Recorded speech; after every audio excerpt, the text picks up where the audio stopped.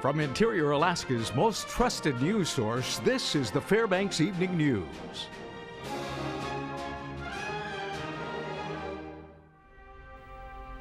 Good evening. Welcome to the broadcast. Our top story, the verdict came in for the trial of a former UAF hockey player accused of rape.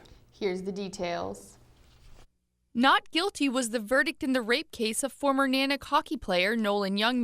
The 24-year-old was charged with 2 counts of sexual assault for an incident back in April of 2015. The trial, which started Friday, February 12th, lasted 6 days. The prosecution, led by Earl Peterson, relied its case on the testimony of the alleged victim. According to the prosecution, the victim had gone to bed after a night out and Youngman had gone into her room and forced her to have sex with him. The defense attorney, William Ingleton, stated the sex was consensual and there was no evidence, just the alleged victim's statement. Well, first of all, whenever you have these types of cases, he said, she said, the only people in the room are the 2 people that were there. But the fact that there was no physical evidence to corroborate it, the fact that what said in terms of happened was just implausible. The defense also argued that the university rushed to judgment on Youngman without looking at all the details. While we applaud the university's efforts to look seriously at campus sexual harassment and campus sexual assaults, unfortunately there's a rush to judgment, and that happened in this case. And because of that, the sad part about it is that the young ladies who truly have been sexually assaulted, it affects their cases, it affects the credibility of the university, and I would hope that in the future the university will look closely and thoroughly investigate cases before they file charges. After deliberating less than a day, the 7 women and 5 men were able to unanimously agree on a not guilty verdict. Ingleson was glad they were able to see things unbiasedly. I think there's a tendency for people to rush to judgment on these cases without knowing and hearing all the facts. And fortunately, we had a very conscientious jury here from all walks of life that listened, I think listened very carefully to all the facts in the case. And I truly think had this case been looked at like this jury did from the beginning, there wouldn't have been charges in the first place. Sarah Dabowski reporting. The 2016 as well as 2015 Yukon Quest champions were celebrated last night at Ivory Jacks in Goldstream. A week ago today, Hugh Neff won his 2nd Yukon Quest title, finishing the near 1,000-mile journey from Fairbanks to Whitehorse ahead of all other competitors. Brent Sass, who claimed the crown in 2015, finished 2nd to Neff this year. Other champions, such as the YQ 300 winner Jesse Holmes, also celebrated victory last night. Holmes talked about his future in Alaska dog mushing. So it's awesome to be here at Ivory Jacks, place I kind of started. I've always been coming out here, and I started in the Goldstream Valley, so here I am back celebrating a win. This champion, who I learned a lot from on the trail, we trained together the year he first won the Quest, so I picked up a few moves from him and I used them. Yeah. And one runner. Yeah. So, you know, your mentors, they help teach you and guide you along the way, and the dogs, they were just incredible, and they did it for me.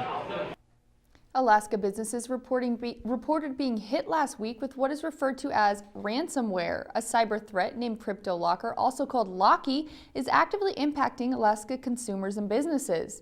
This cyber threat is similar to others, which encrypts a user's computer hard drive and then follows up immediately with a pop-up message demanding payment to unlock the user's data. The person sending the malware may promise to unlock the system when they receive payment, but there's never a guarantee that that will happen. The best defense is to always back up your files and to never trust attachments or links that are sent to you unexpectedly via email. Generally, if you're receiving a secure email where you need to go into some sort of secure server to log in, you'll likely have already had some sort of contact with the person sending you a secure email. When we come back, scientists from the University of Alaska will be studying how permafrost is thawing in the Goldstream Valley. We'll have the details on that. Also, the 28th annual Taste of Art took place at the Westmark Hotel over the weekend to raise funds for Fairbanks Counseling and Adoption. Those stories and more when we return. Stay with us. Welcome back. University of Alaska Fairbanks scientists will be exploring the permafrost along Goldstream Valley through late February and March. Researchers with the UAF Water and Environmental Research Center will be taking to the skies using new technologies to define how permafrost is thawing in the area. A helicopter outfitted with an electromagnetic device will be used to test the thickness of permafrost remotely. The research team is investigating how the permafrost, or the lack of it, has varied in the area since the Ice Age. The study will be conducted in Fairbanks from Sheep Creek Road to the hills east of the Steese Highway. Research professor Anna Lillidahl says the project should also develop a better understanding of Alaska groundwater systems. Permafrost can prevent water from either coming up to the surface or prevent water from draining into the ground. And also the movement of water in itself is very effective in thawing permafrost. So with that is we're really interested in looking at and see with this movement of water how much more permafrost you can thaw. This morning at 10 o'clock, the gates to the ice park opened for another season with sunny skies and mild temperatures. Kids and adults started streaming in to see what wonders the park has to offer this year. With ice blocks lined up awaiting the carvers who arrive next week, the rest of the park has been seeing the addition of carved animals, figurines, and slides. And according to the event's general manager, this year promises to have even more fun things for families to do and see. Well, Mike, it is another year. We're getting ready to, well, we opened today the 2016 VP World Ice Art Championships. It's special, and thanks to you for the great weather. It looks like it's been absolutely fabulous. We have 50 teams in the single block and 20 teams in the multi-block. Artists are already here putting the finishing touches on the Fred Meyers Park activities and the Alaska Airlines Kids Park. We've got Slide a Mile going on this year. We're going to have the Ice Obstacle Mile where if people complete that, they'll get a signed certificate from the governor of the state of Alaska. And we have great news. The governor will be here in person on the 11th of March to hand out the awards for the GCI Multi-Block Classic. The park is open every day from 10 a.m. until 10 p.m. Ice carving competition will begin next Monday, and our own Mike Schultz will be broadcasting live every night of the week from the ice park. It was a full house Saturday night at the Westmark Fairbanks Hotel for the 28th annual Taste of Art event. It's a fundraiser for Fairbanks Counseling and Adoption and was presented this year by Mount McKinley Bank. People posted bids during a silent auction on all types of desserts that had been prepared. Now, after dinner, there was an outcry auction for artwork and other donated items.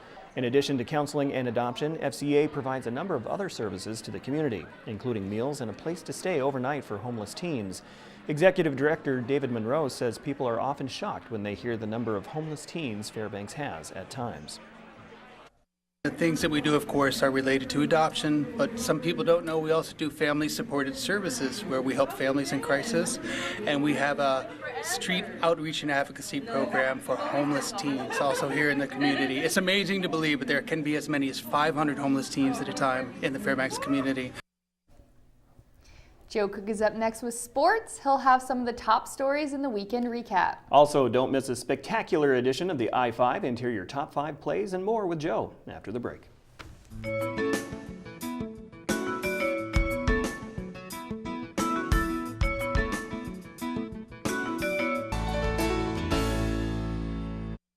Welcome back, Interior sports fans. It's time for the weekend recap. Iron Dog racers went through some whiteout and snowy conditions in the early portion of this year's race. After that, here's what the leaders are looking like as racers head for the Ruby North checkpoint. Tyson Johnson and Tyler Ackelstead, Team 8, are your current leaders. Brad George and Robbie Shackle are close behind. Todd Minnick and Nick Olstad are third. The Fairbanks rookie duo, Josh Norum and Jason Gunderson, they're in 9th place. And Ralph Folsom and Troy Conlon, also of Fairbanks, they were the first team into McGrath. They are now 13th overall. On Friday night, the UAF hockey team got what they needed. UAA lost, and they won, giving them 8th place. What a difference a day makes. On Saturday night, the Nanooks were hoping to sweep the Bowling Green Falcons. The Falcons showed why they are number 2 in the WCHA. Sean Walker, he gave the Falcons a 1-0 advantage going into the second period with a power play goal. And in that second period, the Falcons scored twice. And one of those goals was shorthanded. Matt Polkamp, he led all skaters with a goal and a helper for the Falcons. Marcus Bassar, he scored for UAF to deny the shutout. But Bowling Green wins 4-1. Alaska drops to 9th place. Anchorage split with the Lakers this weekend as well. UAF travels to Michigan Tech this week for the last road series of the year. After a team gets blown out, They generally come out with a better effort the second time around. Fairbanks took Janesville's best shot on Saturday night. The Ice Dogs won 7-2 on Friday. The Jets of Janesville, they scored first on a power play tally from Alex Smith, but Clay Cross, he would answer with a power play goal of his own, 1-1 game at the end of the first period. Jack LaFontaine, he made 26 saves for the Jets, and Gavin Nieto, he had 19 for the Dogs. This had to be settled in a shootout, and after a key stop from Nieto, Liam Sturtzinger, he's gonna play hero. He scores the game-winning goal in the 5th round of the shootout. The Ice Dogs win 2-1 and sweep the Jets for the first time this year. An added bonus with the victory, Wichita Falls was idle this week, so Fairbanks has a 5-point lead in the overall NHL standings. I've been doing that move for a few years now, so I kind of knew what I was going to do going into it. I don't really try to change much. It's worked for me the past couple of years, so I was comfortable with it. You know, we battled through a no-goal call in the second period there, and guys kind of rebounded and gathered themselves quite quickly after that, so that was a good thing to see, and you know, a little luck in the shootout and find a way to get 2 points. And the UF ski team, they won titles at the NCAA Regional Championships on Sunday. Redshirt junior Mike Fehrenbach, he led the men's team by winning the 20K Classic race in 1 hour, 1 minute, 1.8 seconds.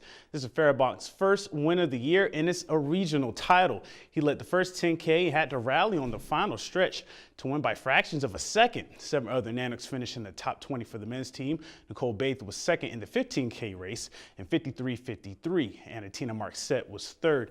Cerisa Lammers finished 7th overall as well. Both teams overcame some harsh, icy trails in Ishpeming, Michigan, to earn second place at regionals. National championships start March 9th in Colorado.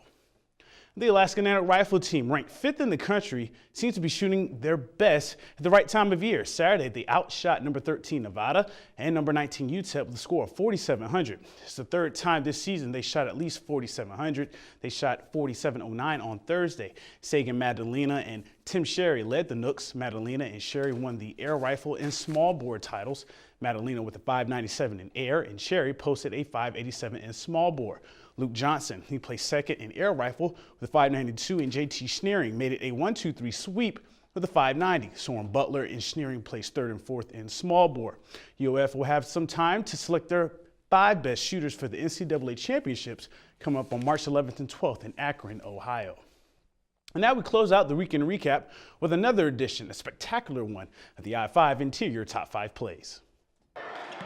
Starting us out at number 5, Glenn Maiden Jr. goes with the Rajon Rondo fake and gets the score in a 63-52 loss to West Valley on Thursday. Number 4, Trevante Williams with the Senior Day Tomahawk Slam, 2 of his 13 points, and a 92-69 win over Concordia on Saturday. Staying with the Nooks, play number 3, Big Almir Hadjisevich draws 2 and finds Bengali Kaba for a dunk. That play comes in an 87-78 upset over number 1 Western Oregon on Thursday night. Number 2, Liam Sturtzinger is the hero for Fairbanks with his shifty backhand that goes 5-hole. That's the shootout game winner for the Ice Dogs on Saturday night as they sweep the Jets.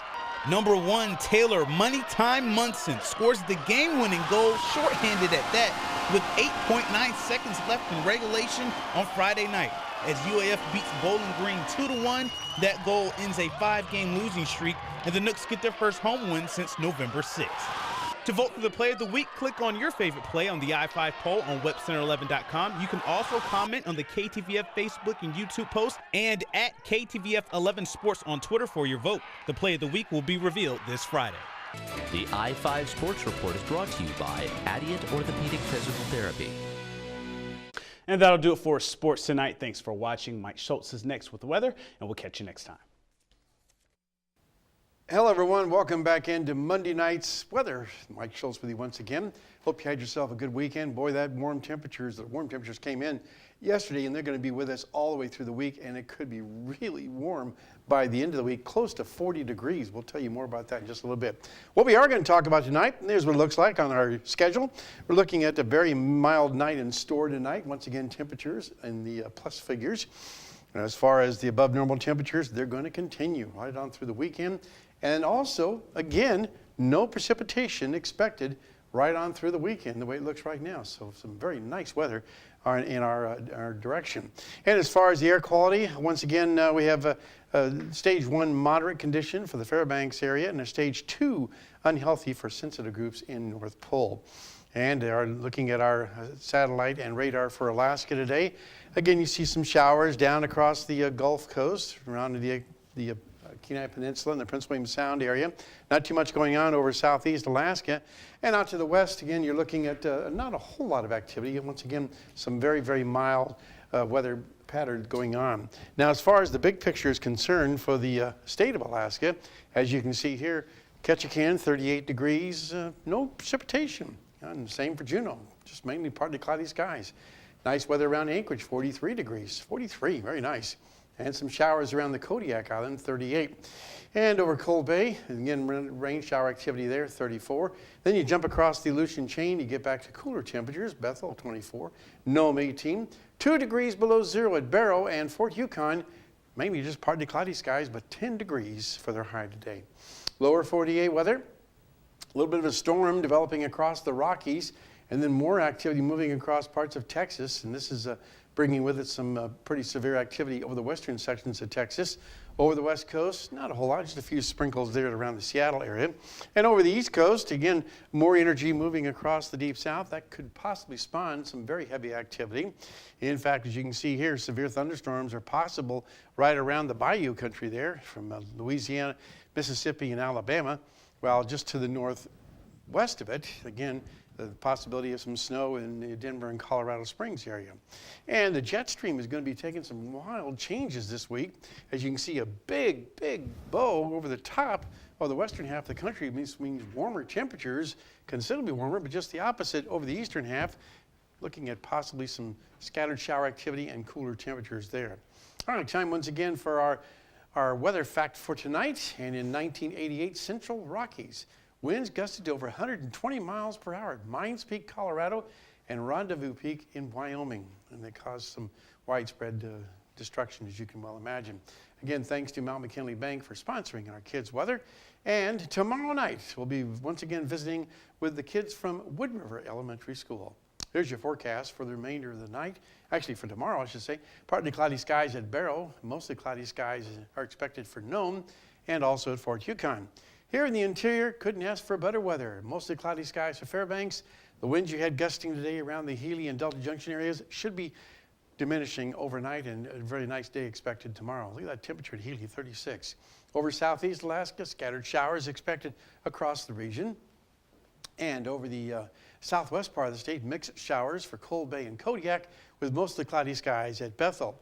And if you're heading down to the Anchorage Bowl area, we're looking at rain and snow at Anchorage and also Valdez with occasional rain showers in in Homer. And temperatures will again be very, very mild. Here's what's going on as far as our numbers are concerned. Today's high 37, the low last night 34, the record high 46 in 1997, record low 50 below in 1932. Your sunrise and sunset, 9 hours and 18 minutes of beautiful sunshine, and we're looking at more than 7 minutes tomorrow as it's added on. Forecast for tonight, increasing high clouds into the morning hours, 6 degrees for the overnight low. Tomorrow's forecast, another day much like today, a few clouds, 28 degrees, but look at the extended forecast. This is going to make Joe happy. Look at those temperatures, 32 to 36 degrees all the way across the board. Overnight lows also, once again, very, very mild for this time of year. Looking at the overnight lows in the teens to near 20 degrees by Thursday night. Great. And here's our picture for tonight. This one's sent in by a good viewer that we have. Sends in a couple photographs every once in a while. And sun, snow, and trees, as you can see there, a very nice conglomeration of trees and beauty there. Again, as always, if you have a photograph to send it to photos@ktvf11.com. Okay, thank you, Mike. Now, before we go, a reminder that we are into our final week of the Watch and Win contest, running every night during the Fairbanks Evening News and, of course, News Center Final. That's right, Daryl. Once again, a reminder that it is your chance to win 400 gallons of heating fuel from Alaska Fuel Services. All you have to do is look for the Alaska Fuel Services truck sometime during one of the newscasts. And go to our website at webcenter11.com, find the contest section, and click and enter for a chance to win. Remember, this is the last week. Okay, that'll wrap up this edition of the Fairbanks Evening News. We are glad you could join us. Tonight on NBC Nightly News, the FBI stepped up their war of words with Apple in the San Bernardino iPhone case. That's up next with Lester Holt. You can join us here 6 days a week at 6 and 11 or online anytime at webster11.com. From all of us here at the News Center, have a good night. Night.